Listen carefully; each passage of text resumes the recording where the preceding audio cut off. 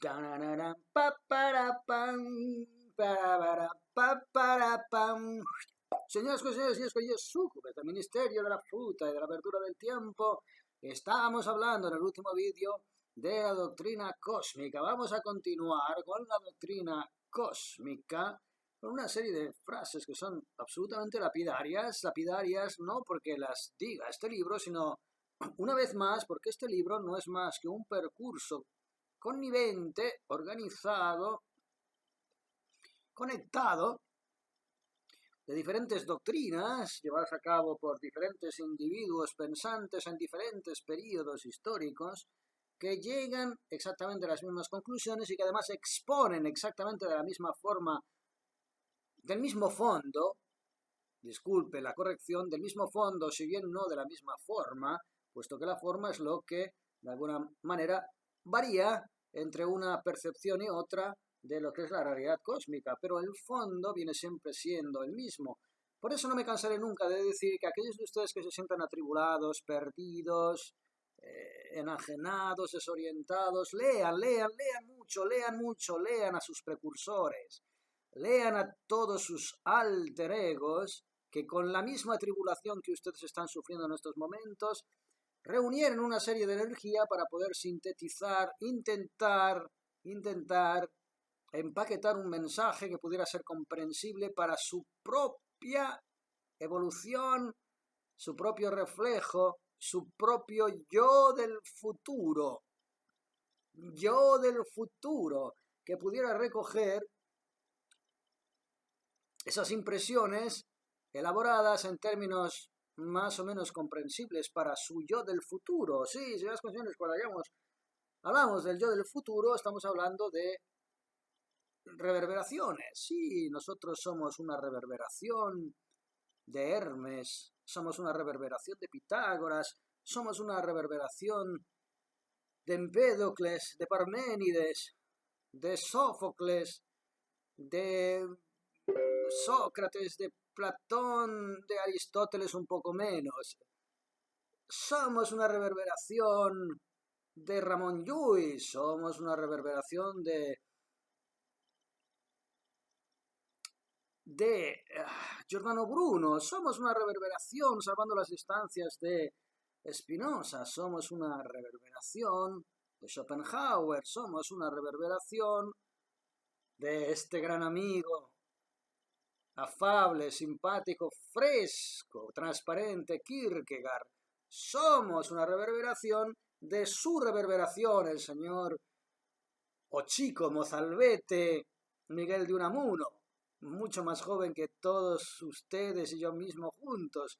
Somos una reverberación de todos aquellos que precediéndonos han dejado miguitas de pulgarcito para que no nos encolomen el timo de la estampita.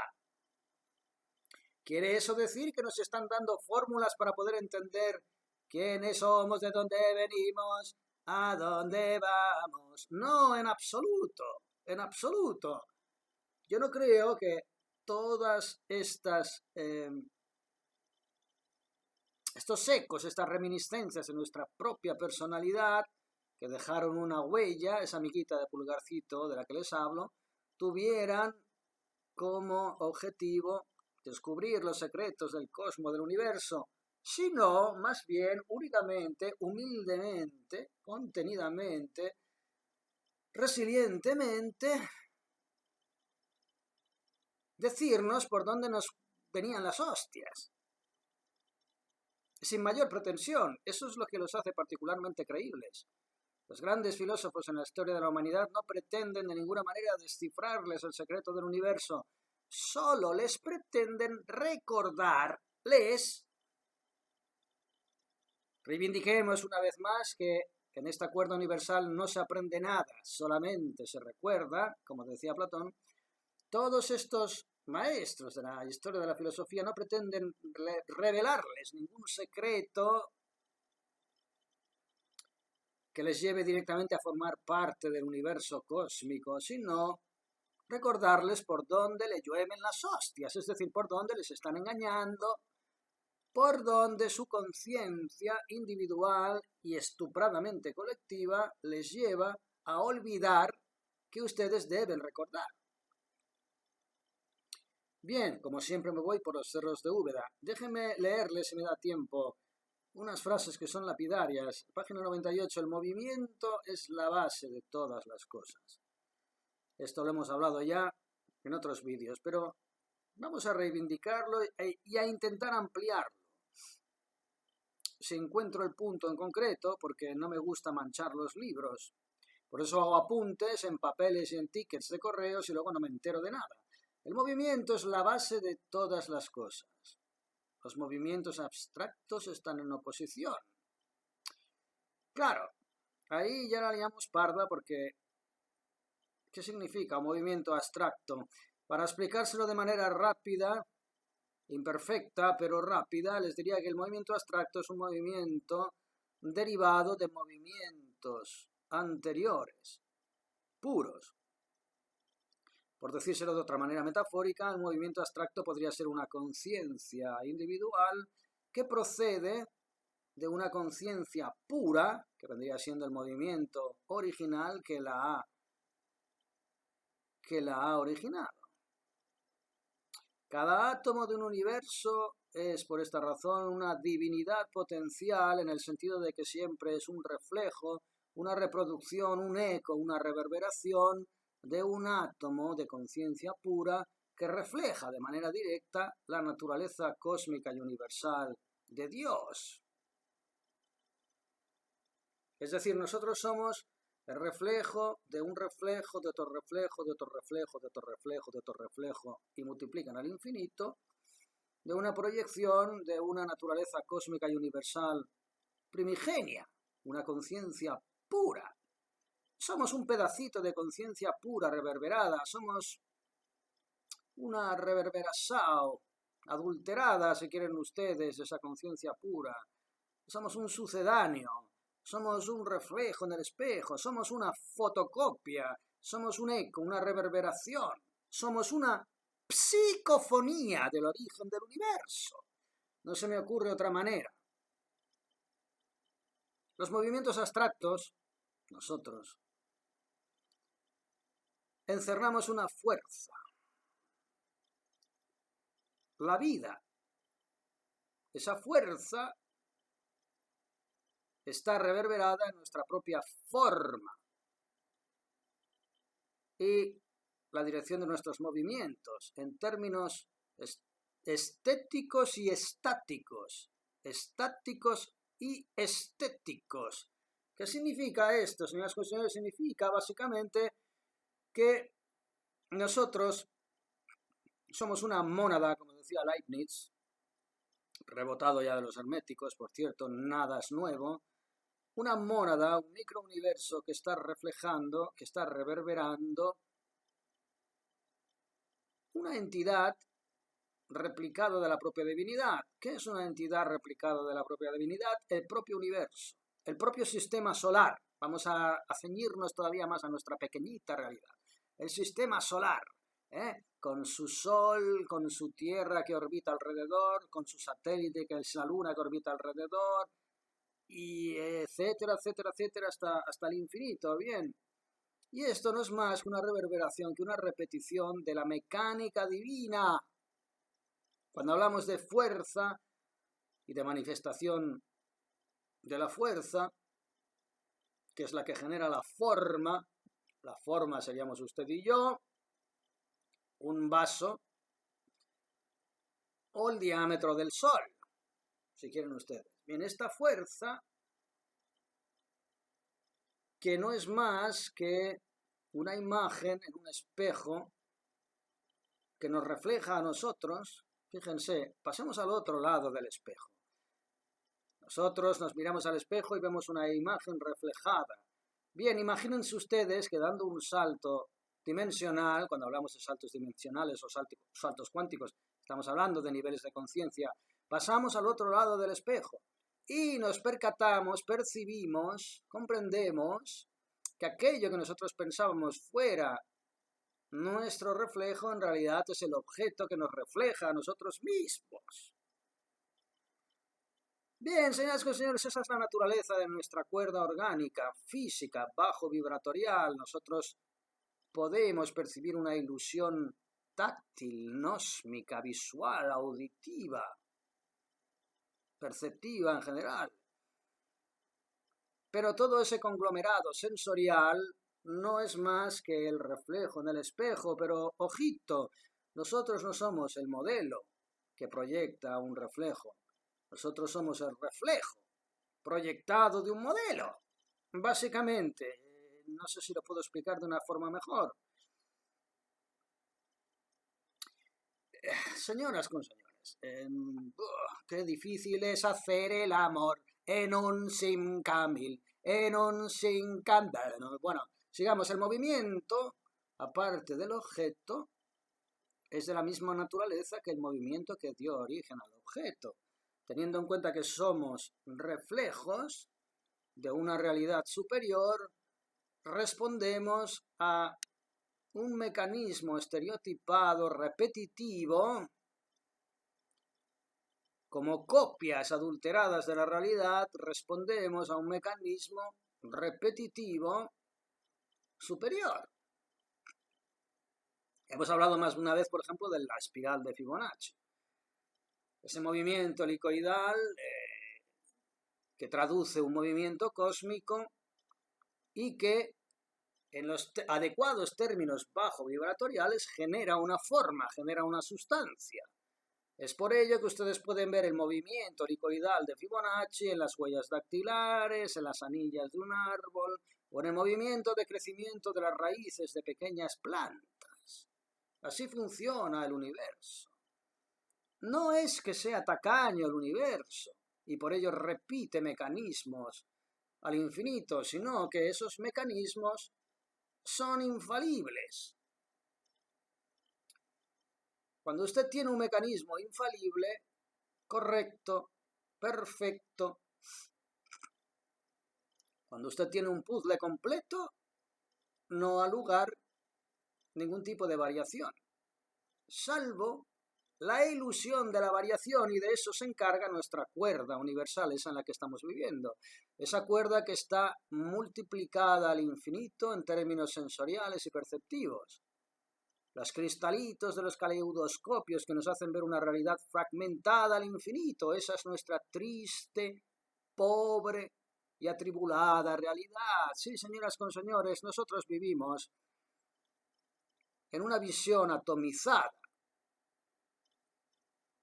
como los arácnidos, las arañas, que lo ven todo multiplicado.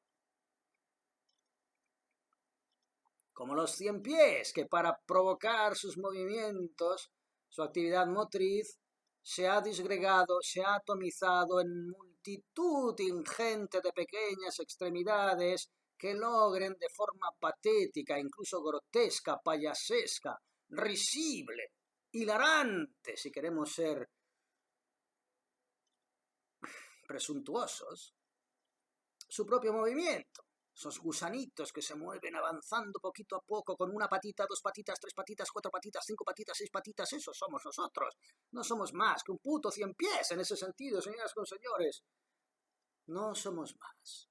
Ni dueños de una naturaleza orgánica, poseedores de una conciencia superior, porque cuando hablamos de conciencia superior,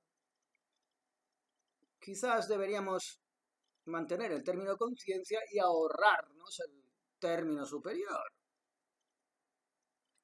Bien, señoras y señores, se verá pues que estas chispas divinas, por llamarnos presuntuosamente chispas divinas, no tienen que cambiar su lugar en el espacio y en el tiempo, a fin de reunir átomos de otro tipo alrededor suyo. Es decir, en términos de doctrina cósmica, somos átomos producidos por una especie de convulsión espontánea procedente del origen del cosmos y del universo del cual les hablaba el otro día. Anillo de creación, anillo del caos, etcétera, etcétera. A modo de generación espontánea también.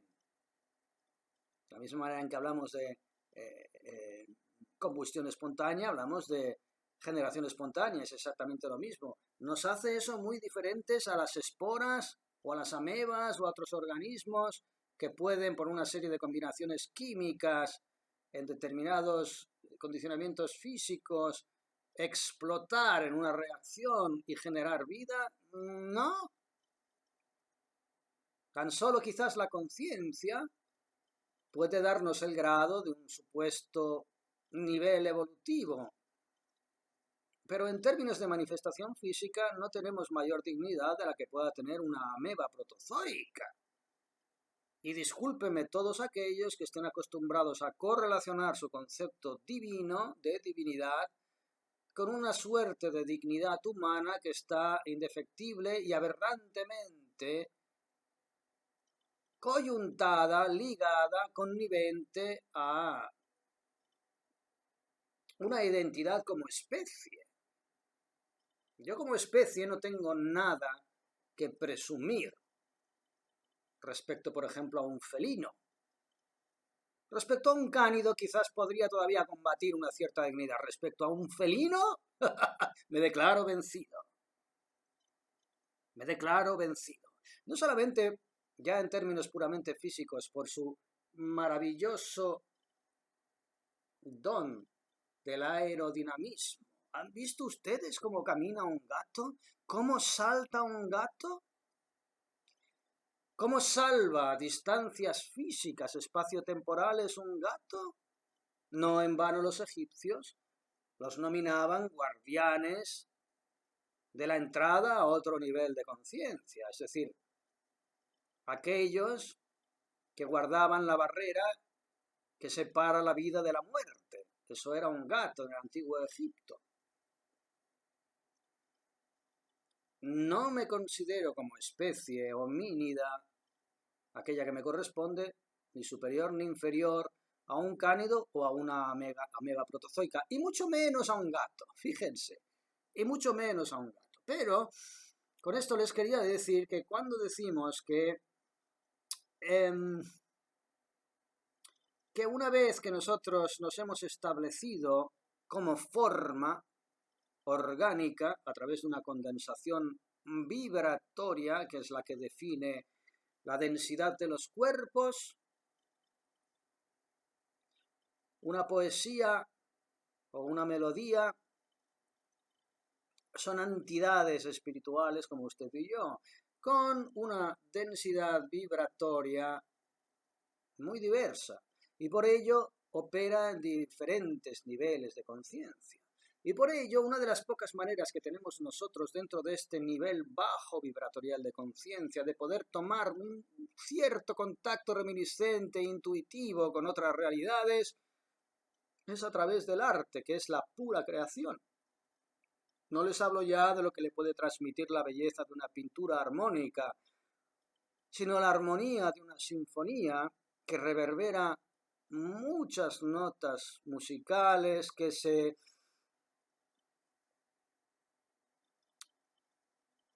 acabalgan, que se expresan de manera contemporánea, desafiando la ubicuidad, que son capaces de ocupar el mismo espacio y el mismo tiempo en el mismo momento. Eso es una melodía divina, eso es un aria de Bach, por ejemplo. Eso es la música. La manifestación artística es una reverberación de la conciencia cósmica, de la conciencia divina. Y cuando dice la conciencia cósmica, este libro, cuando dice que esas chispas divinas, esas grandes entidades que pudiéramos ser nosotros o pudiera ser el sistema solar o cualquier otro sistema más allá de la Vía Láctea, pero hablemos de nosotros. Concedamos el beneficio de autodenominarnos chispas divinas, grandes entidades conformadas por átomos complejos que han recogido sus atributos a través de largas evoluciones en diferentes ciclos. La metáfora de la reencarnación viene a explicar este concepto que les estoy acariciando a duras penas. Cuando hablamos, pues, de que nosotros como entidades no tenemos necesidad de cambiar nuestro lugar en el espacio ni en el tiempo para poder percibir alrededor nuestro algo que dentro de nuestro propio lenguaje físico no podemos percibir, valga la redundancia. Lo que les estoy diciendo es que el universo, y esto es pura física cuántica, mecánica cuántica, está conformado en diversos y múltiples niveles de conciencia. Y siempre les digo, para poder visualizar este concepto está muy bien pensar en una cebolla, con múltiples capas que todas forman parte de ese centro de gravedad permanente que es la cebolla, que es el Dios sustancia de Spinoza, es el todo. Dentro de cada una de esas capas hay diferentes manifestaciones formales de la realidad, pero esas manifestaciones formales no explicitan ni delimitan un concepto totalitario de la realidad, sino que sencillamente apenas acarician, apenas sugieren sutiles aspectos de una realidad compleja y completa. Y nosotros no estamos llamados a percibir la cebolla, sino al máximo a intuir dentro de nuestra pequeñita parcela concedida por nuestro ínfimo aspecto físico y orgánico, intuir a mala pena esa cebolla. Señores, no sé si me explico, lo intento. Cuando hablamos de vibración es de lo que estamos hablando. Vibración no es ningún delirio de institutos de yoga que le dicen sube tu karma, equilibra tu chakra. No tengo nada, no me permitiría jamás ser más papista que el Papa. Pero cuando hablamos de vibraciones estamos hablando de electromagnetismo, si quieren ustedes ceñirse a una ciencia institucional que está puramente reducida a la mesura de los mecanismos más prosaicos de nuestra realidad que afecta a nuestro nivel de conciencia. Así pues, señoras y señores, diferentes niveles de conciencia son los que generan diferentes niveles de la realidad, y con eso que estamos diciendo ni más ni menos que la muerte no existe, y que todos aquellos seres que usted ahora está echando de menos porque no operan en esta cuerda tan aparatosa y engorrosa, porque tiene usted que comer, que beber, que cagar, que mear, es sucia, es una cuerda antihigiénica, es una cuerda que, ay, en un complejo vacacional un poco más organizado no tendría usted que limpiarse el culo después de cagar. Bien, señoras y señores, lo que les quiero decir es que todos aquellos seres queridos que echamos de menos, que no son ni más ni menos que una porción de esa realidad energética de la que todos formamos parte, es decir, que ellos continúan a su pesar en esta dimensión a través de usted. Pero ya se están desarrollando con una libertad que usted todavía no conoce en otros niveles de conciencia. Y esos niveles de conciencia culturalmente los hemos llamado cielo, infierno, swedenborgiano, cristiano, judaico, you name it. Pero el cielo y el infierno, el paraíso, ese nirvana del que tanto nos hablan las filosofías también orientales, no es un lugar remoto que hemos de alcanzar al abandonar nuestro sustrato físico, sino que es un lugar que nos rodea y que existe contemporáneamente con nuestra propia cuerda ahora mismo. Y todo aquello que echamos de menos a nivel energético, Verbigracia, su padre muerto o su amigo fenecido, son tan reales y tan coexistentes como usted en este nivel, en esta capa de cebolla, particularmente antihigiénica y engorrosa, en la que tenemos que estar viviendo. Desarrollen ustedes este concepto, no puedo decir nada más a propósito, porque yo tampoco sé demasiado más. Básicamente, con esto voy a intentar terminar, porque siempre me duran los vídeos más que una entrevista pactada de Pedro Sánchez con Pepa Bueno.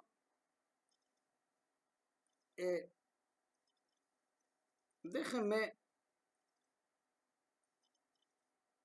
hablar de este pequeño extracto. Por ejemplo, en un séptimo plano, cuando hablamos del universo como planos energéticos, niveles de conciencia, las características de ese séptimo plano, que está muy lejos del centro de gravedad permanente, dominarán todas las formas desarrolladas sobre él. En cada plano nosotros tenemos que movernos y operar dentro de determinadas leyes. En nuestro plano orgánico estamos sometidos a leyes de la gravedad, principios de Arquímedes, etcétera, etcétera, que no son más que pequeños mecanismos, pequeñas fórmulas mecánicas a las cuales se dedica la ciencia.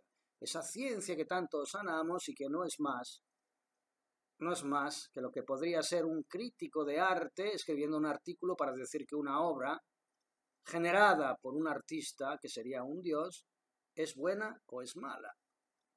¿Qué dignidad le da usted a ese crítico artístico? La que usted quiera. La misma que le puede dar a un logopeda cuando le dice que usted pronuncia bien o pronuncia mal una palabra. ¿Qué dignidad le puede usted dar la que esa conjunción colectiva haya decidido que debe ser definido como buena o mala pronunciación? Esa es la puñetera realidad, señoras y señores. Entonces, cuando hablamos de este ritmo primario, de ese plano y de todos los subsiguientes, tenemos que tener en cuenta que nosotros, siendo una reverberación de un impulso eterno y original, somos sucedáneos, somos fotocopias, como os decía en el otro momento. Un enjambre en evolución sobre un planeta que comienza con su origen, que es eterno. No hay ninguna lumbre que lo enciende y lo explota. No hay ningún impulso inicial que parte del vacío, como decía Aristóteles, sino que es una eternidad que no contempla ni principio ni fin. ¿Y cuándo dentro de nuestras pequeñas posibilidades alcanzamos determinadas cuotas de lucidez dentro de esta capa de cebolla absolutamente reductiva, podemos decir de forma metafórica que hemos alcanzado el máximo de nuestras posibilidades. Hemos llegado a nuestro techo de cristal, ese término tan feminista, tan empoderado. ¿Qué sucede entonces? No que rompemos el techo y nos convertimos en dioses, sino que, señoras con señores, y ahí viene la parte que da mucha pereza, retrocedemos. Volvemos a nuestro centro de gravedad permanente, pero no de forma gratuita, porque en nuestro vórtice, en nuestra ruta creada dentro de nuestra aventura atómica como átomos viajeros, hemos adquirido determinadas capacidades a través de los diferentes niveles de conciencia. Ya no somos ese átomo, esa tabula rasa inicial. Arrastramos con nosotros ingente cantidad de información relacionada con ingentes cantidades de niveles de conciencia, y eso, señoras y señores, es la base de la evolución, y eso es lo que los místicos y los esotéricos arguyen, claman como sentido de la existencia. Pequeñas piezas destinadas a evolucionar cada pequeño átomo que conforma este cosmos y este universo. Cada uno de ustedes, usted y yo, tenemos una pequeña misión de la cual no tenemos ni idea y estamos absolutamente cegados, sobre todo por la conformación social en la cual hemos desarrollado nuestra existencia, a través de meras ambiciones profesionales, lucrativas, incluso emotivas y sentimentales. Yo ahora me mato por amor, porque me ha dejado esta mujer o este hombre, O yo ahora me tiro por el balcón porque me han humillado profesionalmente, porque he caído en el ostracismo y ya nadie reconoce mi capacidad empresarial. Toda esta basura forma parte de la hez que hay que drenar dentro de nuestro percurso existencial en esta pequeña capita de cebolla tan ínfima, tan miserable y tan antihigiénica que estamos atravesando. Esa es la conclusión prácticamente del 100% de todos aquellos que se han sumergido en la búsqueda de un sentido cósmico y universal relacionado con una surgente, una fuerza primigenia, que si quieren ustedes pueden llamarla divinidad. El objetivo de un universo es el de elevar todos los átomos, usted y yo somos un átomo, a un nivel cósmico, una evolución cósmica.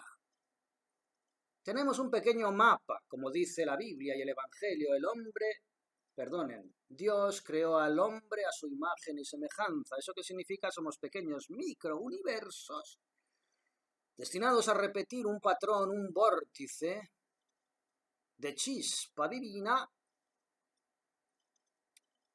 que nos lleve a poder alcanzar un nivel máximo dentro de nuestras pequeñas posibilidades en esta capa de cebolla, que nos lleve a transmigrar a la siguiente. Somos una especie de sistema que se autoimplementa y se autoperfecciona, según esta manera de entender el cosmos y el universo.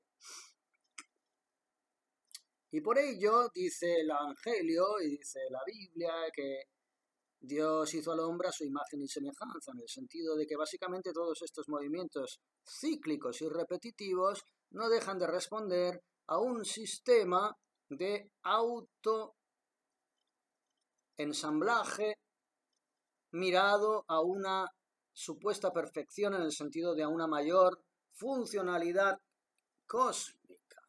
Esto se lo puede usted creer o no se lo puede creer, lo toma o lo deja como las lentejas, pero básicamente esta es la conclusión generalizada, más allá de ningún tipo de moralismo o eticismo laico o religioso, teológico o teosófico, cuántico.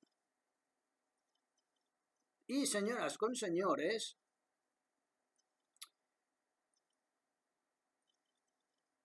ahí es donde nosotros tenemos que capear el temporal, con todo aquello invisible a nuestra percepción, como les he dicho más de una vez, que es el campo movimental, ese 99,9% del vacío del átomo, el éter, que grandes genios como Einstein tienen a sus espaldas para anular totalmente sus teorías de relatividad, a despecho de las cuánticas. Señoras y señores, ahí es donde nosotros tenemos que entender que